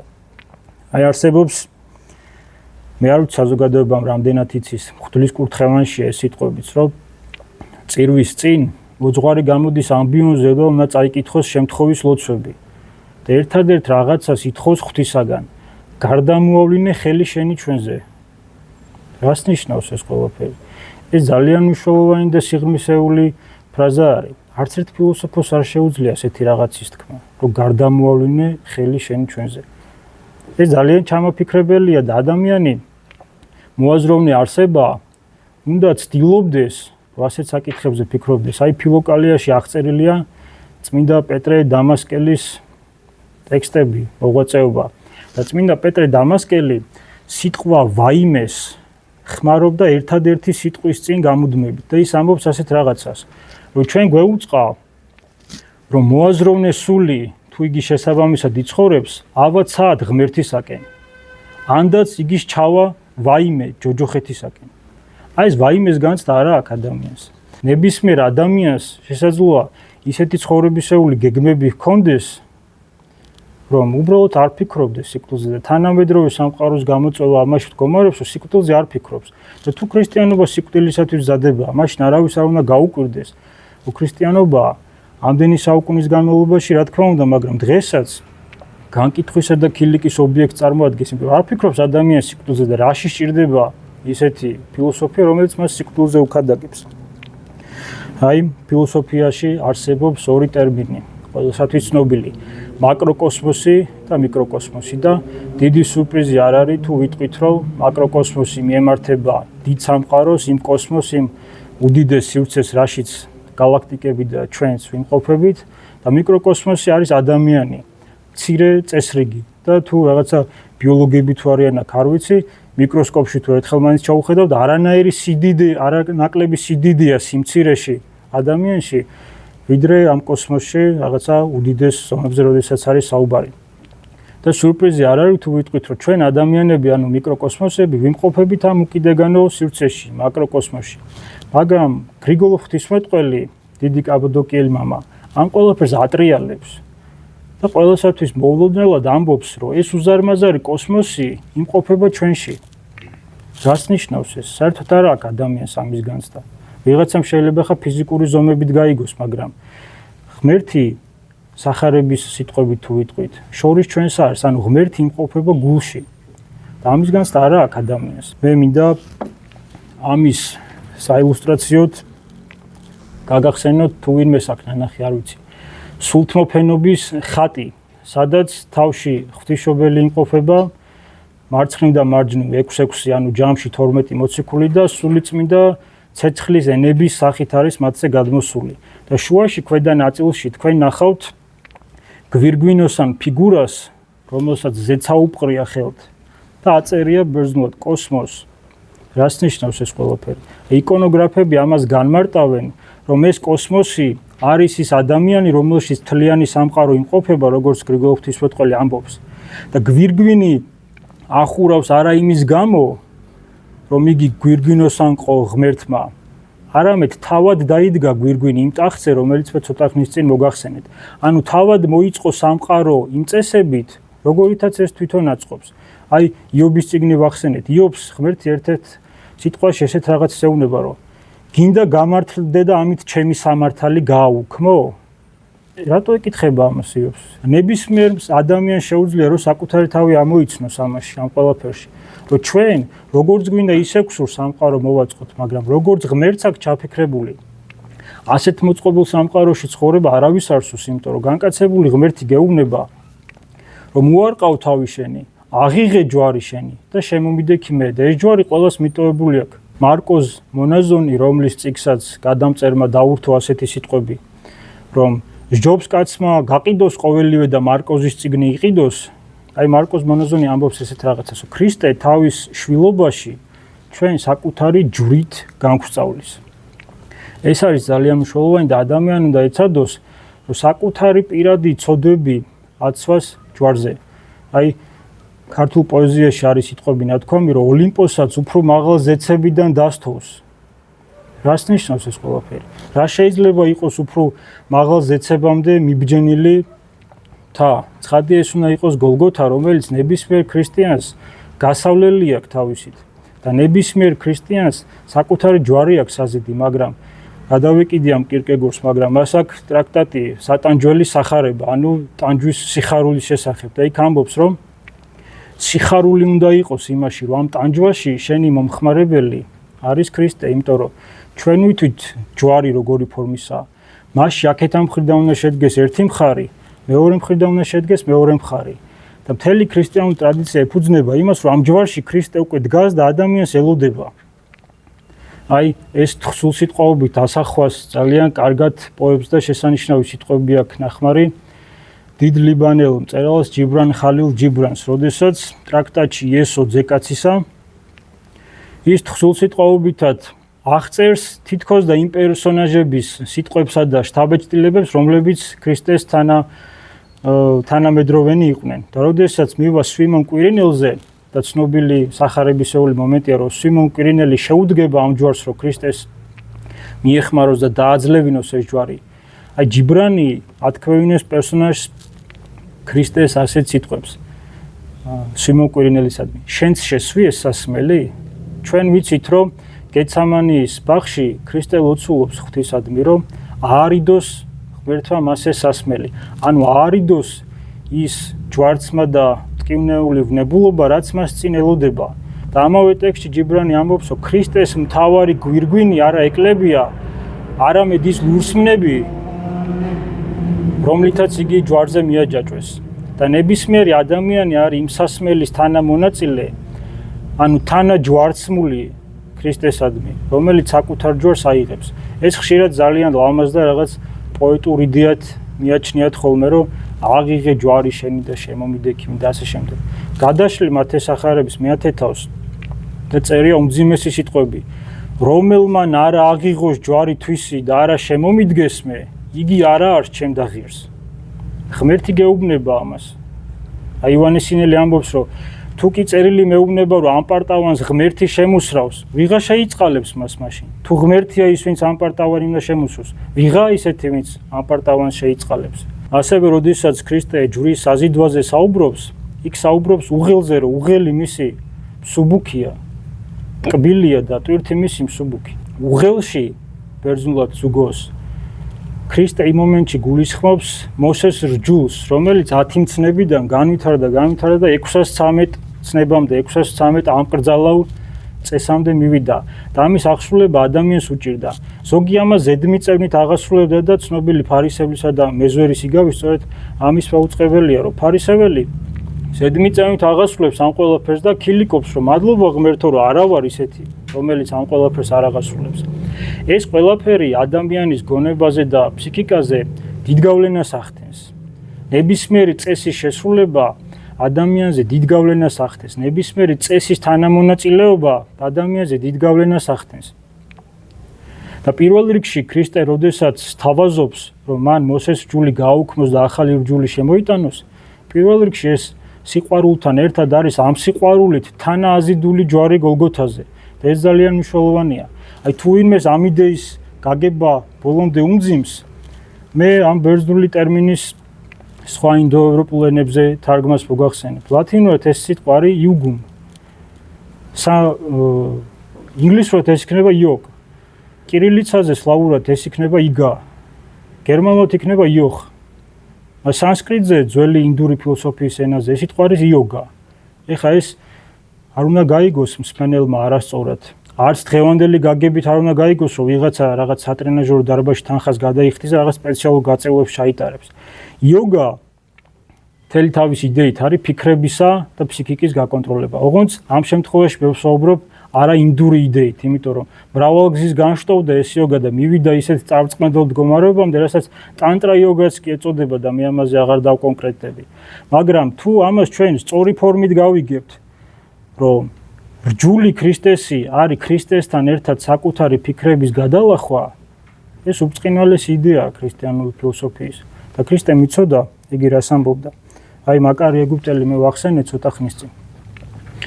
იგი ფილოკალიაში ამბობს ესეთ რაღაცას, რომ ნუ და გავიწყდება და ნუ გეგონება, რომ ეს მხოლოდ ერთხელ მოხდა, როდესაც ქრისტე ჯოჯოხეთში შთავიდა და იქიდან მართალთა სულები გამოიხსნა. იცოდე რომ ნებისმიერი ადამიანის გულში დამარხული ფიქრები ასევე ჯოჯოხეთია და იცოდე რომ მისადმი შედგომილი კვლავ ჩამოვა ქრისტე მის გულში და მისი ფიქრებისაგან, მისი ფიქრის ჯოჯოხეთისაგან იხსნის.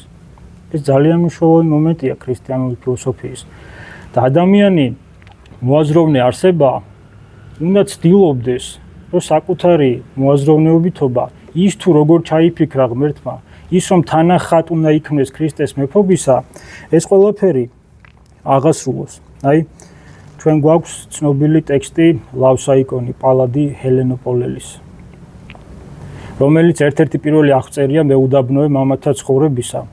და იქ ამბობს ესეთ რაღაცას, რომ ლავსეს მიმართავს, რომ ლავსე შენ შეგიძლია მიირთვა ღვინო, მაგრამ ღვინო არ უკუაგდო. ვინაიდან მე მრავალი ღვინის მსმელი ვიცი, რომელიც სათნოებაში წარემატება წყლის მსმელს და აგძელებს და პალადის ამ სიტყვებს ამბობ, რომ წყლის მსმელთაგან მე გამოვარჩევდი პლატონს, სოკრატესა და არისტოტელეს. ეხლა პლატონს, სოკრატესა და არისტოტელეს თავიანთი უდიდესი ღირსება აქვთ აზროვნების ისტორიაში, მათ შორის ქრისტიანული პერსპექტივით დანახულ მათ იდეებში, მაგრამ რისი თქმა სურს ლავსაიკონის ავტორს აქ. ეს ძალიან მნიშვნელოვანია, იმიტომ რომ აი უნდა გადაძახილი გავაკეთოთ კლიმენტი ალექსანდრიელთან, რომელიც ამბობს ასეთ რაღაცას. ჩვენ ფილოსოფოსებად მათ ვრაცხთ, რომელნიც ყოველივეს შემოქმედისა და გამსწავლელის სიბრძნეს ეძიებდნენ. მაშინ, როდესაც ელინთაგან ასე მათ უწოდებენ, ვინც სათნოებათა შესახებ ფილოსოფოსობდა.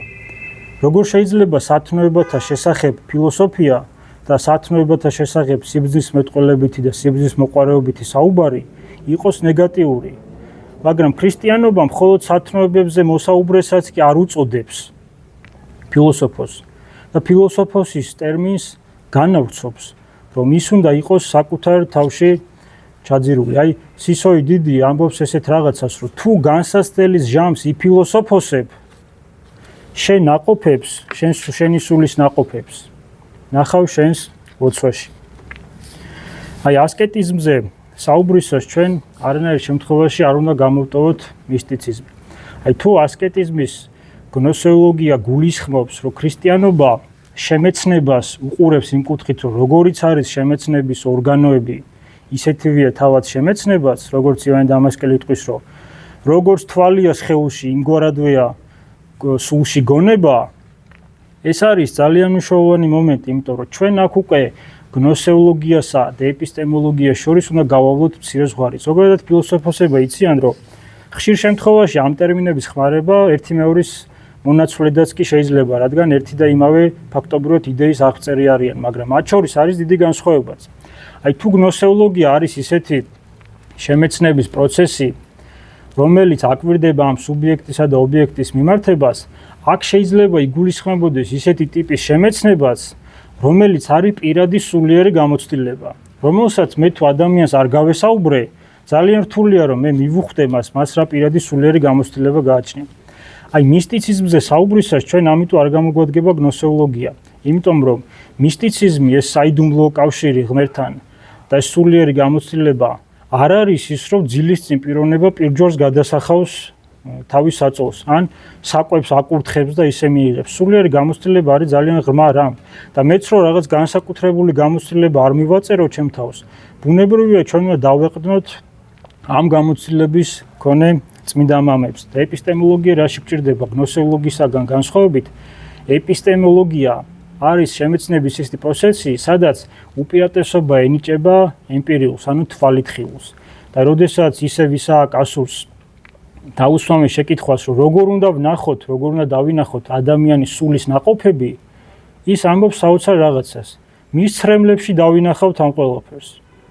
და რომ განვავრცოთ მისი საუბარი, ის აგზელებს საუბარს და ამბობს, რომ ეს სულიერი ნაყოფები, რომელიც იქნება თვალით ხილული, იქნება შემდეგი: სინანული, თავდაბლობა, ცრემლთაღვრა და უფრო მაღალ მდგომარეობებში ეს იქნება ფიქრთა ხილველობა წმინდა მამათა მიერ და სენთა კურნება. ჩვენ რო სწორად გავიგოთ ქრისტიანული გნოსეოლოგია, უნდა დავსვათ ასეთი შეკითხვა. ერთ-ერთ ღვთაებრივ თვისებათაგან ყველაზე აღმატებული და გამორჩეული არის გონისმიერება, მოაზროვნეობითობა. მაგრამ მონასტრული პრაქტიკა ქადაგებს, რომ ადამიანმა საკუთარ ფიქრებს არ დაუჯეროს და არ მიენდოს. ერთ-ერთი პატერიკი სიტყვებით თუ ვიტყვით, თუ მორჩილს წინამძღვრისაგან კურთხევა აქვს მიცემული, სულ რომ ანგელოზი ჩამოვიდეს და მას სხვა კურთხევა შესთავაზოს, არ აქვს უფლება რა კურთხევას გადაუხვიოს. რისთვის ეძლევა მაშინ ადამიანს ეს გონისმიერება, თუ მას არ ძალუց ამ გონისმიერების გამოყენება. ეს გონისმიერების გამოყენება და არ გამოყენება სწორად უნდა იყოს გაგებული. ეს არ ნიშნავს, რომ ადამიანმა სრულად ჩაახშოს თავისი გონება და პატარა ჩვილი ბავშვით იყოს, რომ ყველაფერს უჯერებს დედავს. მან ცხადია უნდა იაზროვნოს და ამ აზროვნებაში განვითარდეს იმ კუთხით, რომ იგი ცნობელი იყოს საკუთარი თავისა, იმის კი არა რომ რაღაცა ბრძნული და წინვალი აზრი დაიბადა მის გონებაში. არამედ ის, რომ იგი არაფრის ღირსი არ არის. აი, ვერც ერთ წმინდანს თქვენ ვერ ნახავთ, რომელიც გეტყვის, რომ მე წმინდანი ვარ. ჩემს ვერ ნახსენები სისოი დიდი ტირის სიკვდილის წინ, რომ იქნებ ღმერთმა ცოტა დრო კიდე მომცეს სინანულისთვის. ეხა სისოი დიდისთვის რომელიმე მორჩილს რომ ეთქვა, რომ რას დარდობ მოძღვარო, წუთი წუთზე ცხონდები, როგორ ფიქრობთ ეხა რა ტყუილა კონდაც რემორევაც სისოი დიდს, როგორ ფიქრობთ ეხა დაწყნარდებოდა სისოი დიდი? ცოდვის სიმძიმის განცდას ეფუძნება ქრისტიანული ფილოსოფია და აქედან უნდა ამოვიდეთ. აი პავლე მოციქულს თქვენ იცით, რომ შემთხვა დიდი განსაცდელი. და იგი ამბობს კორინთელთა მიმართ ეპისტოლეში, რომ მე სამგზის ვითხოვე განკურნებულიყავი, მას რაღაც ეკლესიებრი წამონაზარდი ქონა თავზე, მაგრამ ღმერთმა არ განკურნა. რატომ არ განკურნა ღმერთმა პავლე მოციქული? იმ პავლე მოციქულიც უნდა ცხონდეს და იმიტომ არ განკურნა. აი განსაცდელი ყველასათვის არის მაცხონებლობითი. ეს არის უმნიშვნელოვანესი მომენტი და ამიტომაც აი ეპისტემოლოგიას თუ გავყვებით ჩვენ, ანუ ხილული თვალით რო დავინახოთ ეს მისტიციზმი. ეს ამ ყველაფერს ჩვენ დავინახავთ ადამიანის სინანულში, ადამიანის ცრემლდენაში. აი კლემაქსად ხშირად შეცდომით წოდებული ივანე სინელი აღწერს დილეგში თვით ჩამწყდეულთა ყოფას, როდესაც ერთ-ერთ მონასტერში ყოფნისას მან იხილა დილეგი, სადაც მონაზვნებს საკუთარი თავი ყავდათ მიბორკილებული. მზის ხივს არასოდეს არ ნახულობდნენ. თითქმის არაფერს არ იხმევდნენ და ტანსაცმლის გამოცვლაზე ხო ზედმეტია საუბარი, მატლებისა და თაგვების ჭამელებად იყვნენ გადაქცეული. და მათი სადარდებელი, როდესაც ივანე სინელი შეცბუნდა რა იყო, წინამძღვრისაგან მოისმინა ესეთი რაღაცა, რომ ისინი დარდობენ საკუთარ ცოდვებს და მხოლოდ ამბობდნენ ორ ფრაზას. მისწვდა კი ჩვენი ვედრება ღმერთს. და მეორე ფრაზა ესეთი იყო: თუმ კი მისწვდა, რამდენად მოულბო ღმერთს ჩვენმა ცრებლებმა გული. ცხადია ასეთი სინანულის მქონე ადამიანს ღმერთი შეუნდობს, მაგრამ აქ ყალიბდება ქრისტიანული ფილოსოფია და მე რო შესავალი გავაკეთო, რომ ჩვენ საქართველოში ვიმყოფებით, საკუთარი ცოდვილიანობის განცდით ყალიბდება ეს ფილოსოფია. გიორგი მთაწმინდელი როგორ მოიხდის ბოდის, რომ ხელი გაუკვთა რა, არ იცის, რომ ამ ხელა მოღვაწია, გიორგი მთაწმინდელია და ამ ხელა საქმესაა შეჭიდებული, იცის, რომ ცოდვილია. ჩვენ ქვეყანას ერთი ნაბიჯიც არ გადაუდგავს ქრისტეს გარეშე და რატო გონია მაინც და მაინც 21 საუკუნის ადამიანს 20 საუკუნე ფუჭი იყო და ეხლა გადადგავს ქრისტეს გარეშე ამ ნაბიჯს. ქვეყანა არის იმ მებრძოლთა შთამავალი უკვე წმინდანად შერაცხულებისა, ამას არაგველზე მაქვს საუბარი. თქვენ იცით ეს ამბავი, რომ მათ როდესაც წანისის ბრძოლაში დაძახილი მიიღეს მეფისაგან, მოიწადინეს, რომ ტაძარში მიეღოთ ევქარისტიაში მონაწილეობა და ომიანობის ჟამს ხუცესი არ დახვდათ ტაძარში. მათ როდესაც შეფიცეს ერთმანეთს, რომ უკან არავინ არ დაბრუნდებოდა, მიწათითებით მოჩიჩქნეს, ჯვარი გადასახეს და როგორც ზიარება ისე მიიღეს. ეს ძალიან რთული იდეა არის ჩვეულებრივი ადამიანისათვის. ვიღაცამ შეიძლება შეიზიზღოს კიდეც, რომ როგორ კაცო მიწა როგორ შევჭამ, მაგრამ აბა მათი იდეა ნახეთ როგორია. მათ იცოდნენ, რომ ზიარებით ისინი შეერთებოდნენ ქრისტეს სისხლსა და ხორცს და მიდიოდნენ ცხადია ისეთ ომში, რომლისგანაც დაბრუნება შეუძლებელი იყო. აი ეს სიმძიმის ახსნა, აღქმა მე ვახსენე ფილოსოფიაში და ძალიან მნიშვნელოვანია, რომ ქრისტეს დანახვა როგორ ხდება ქრისტიანულ ფილოსოფიაში. აი ჩემს ვერ უკვე ნახსენები გრიგოლ ღვთისმეტყველი, რომელსაც უდიდესი განათლება ჰქონდა ანტიკური ფილოსოფიაში, წერს ესეთ ლექსს, როდესაც ის საუბრობს ეს ანტიკურობაში შეძენილი ცოდნა რას უნდა მოხმარდეს ან მოიხმარა თუ არა სადმე. და ამბობს ასეთ ლექსს. წადდა ერთი რამ სიდიადე იმ სიტყვებისა, რაც შეეკრიბა აღმოსავლეთს ან თუ დასავლეთს, ან თუ ელადის დიდებას ათენს. დავშვერი მათთვის მეტისმეტად ხანგრძლივი დროით, ბოლოს ისინიც ქვედადრეკილნი ქვედავაგე მაცხოვრის ფერხთით. ეს არის ძალიან მნიშვნელოვანი, იმიტომ რომ განკაცებული ღვთისწინაშე იმ სიტყვა შეუბრუნებელ დღეს უამრავი ჩვენი მოღვაწეობა აღმოჩნდება ფუჭი. და ქრისტიანული იდეა ეფუძნება ამას, რომ ფილოსოფოსობასთან, ანუ ქრისტეს მოყვარეობასთან ერთად ადამიანი საკუთარ თავს ზრდის ქრისტეში. აი წმინდა მთის ტომოსი მემკვიდრეთა შესახებ გვაუწყებს ასეთ რაღაცას, რომ მათ ვინც საკუთარი ასკეზით იფიქრეს და ჩაუღმავდნენ საკუთარ თავს და იფიქრეს ღმერთზე და მოუკლებელი ლოცვით მკვდროებაში იქმნენ საკუთარ თავზე მაღლა და იქმნენ ღმერთში. ეს არის ის ღვთაებრივი ნათელი, რომელიც თაბორის მთაზე იხილა სამმა მოციქულმა, რომელსაც ცოტა ხანში მიეცემა გეცამანის ბაღში კურთხევა, რომ არ დაიძინონ და იფხიზლონ, როდესაც მათი მოძღვარი უნდა შევიდეს საოცრად. აი ლევშესტოვი ვახსენე და მას მცირე წერილში გეცამანის ბაღი აქ ნათქვამი, რომ პეტრე მოციქულს შეეძლო მაშინაც კი ძინებოდა, როდესაც მის მოძღვარს გასცემდნენ. და გააღვიძა მამლის ხმამ, რომელიც ისედაც ყველა მძინარეს აღვიძებს ხოლმე. ღმერთი განკაცებული გეუბნება შენს წინ მდგომი, რომ უბრალოდ იფხიზლო, იმიტომ რომ არ იცი სასუფეველი ცათა როდის მოვა, განკითხვის დღე როდის მოვა. მაგრამ პეტრეს შეეძლო მაშინაც კი ძინებოდა. პეტრეს ჩვენ შეგვიძლია ფილოსოფოსიც უწოდოთ რა კუთხით. ყველას ახსოვს პეტრეს ამბავი, მან როგორ შეინანა. მას უდიდესი ეჭვები ახლდა და პასკალის სიტყვის რომ დაუეჭვებელი რწმენა, მკვდარი რწმენა არის, მაგრამ როდესაც ზღვაზე გაივლის, როგორც კი დაინახავს რომ ზღვაზე არის და მისი ფიზიკური კანონებით ეს შეუძლებელია, მაშინვე დაინთქმება. მაგრამ აქ უნდა უკვე შემოვიტანოთ აი მისტიციზმთან დაკავშირებით ტერმინი, რომელსაც ქვია ღვთაებრივი აბსურდი და ამაზე მოგაწვდით მე მცირე ინფორმაციას. ზოგადად ლათინური ტერმინი და სიტყვა აბსურდუს არის ისეთი ცარიელი სიტყვა, რაშიც უნდა ჩაიდოს რაღაცა იდეა და ამიტომ არის ის ამ ეტაპზე აბსურდი, რომ მასში ეს იდეა ჯერ არ დევს. აი აბსურდი ჩვენ ფილოსოფიიდან ვიცით, მაგრამ ქრისტიანობაში არსებობს ღვთაებრივი აბსურდი. როგორ ახლა ვიღაცა შეიძლება დაფიქრდეს, რომ რანაირად რას ნიშნავს საერთოდ ღვთაებრივი აბსურდი? სახარებაში ჩვენ ვკითხულობთ, რომ თუ ადამიანი არ შეურგულდება და მთას ეტყვის თავ აღიფხვარ და შთავარ დიზღვად, ასეც მოხდება. და თუ მას ექნება მდოგვის მარცვლის ოდენა რწმენა. მაგრამ ჩვენ ადამიანებს, მე ადრეც თქვი წინა მოხსენებაზე, რომ არავის არ ჯერა ეს რომ შესაძლებელია. აი ჩვენ შესანიშნავი მთა გვაქვს თბილისში, მთაწმინდას უწოდებთ. ყველანი ახლა ერთად რომ დავირაზმოთ და ერთ ხმაში უნისონში უთხრათ, თაო, ადექი და ზღვაში ჩავარდი, მაინც არავის არ ჯერა ეს რომ მოხდება. რატომ არ ჯერა? ეს ახარებისეული ფრაზა რაღაცა ფოკუსის მაუწყებელი კი არ არის, რომ შეგიძლია მთას უთხრა და მთა რასაც გინდა იმას გააკეთებს და აგიჯერებს. არამედ მაუწყებელია იმისა, რომ თურმე 24 საათში ადამიანს ერთი წამიც არ აქვს, ერთი მდოგვის მარცვალიც არ აქვს, რომ არ შეურგულდეს.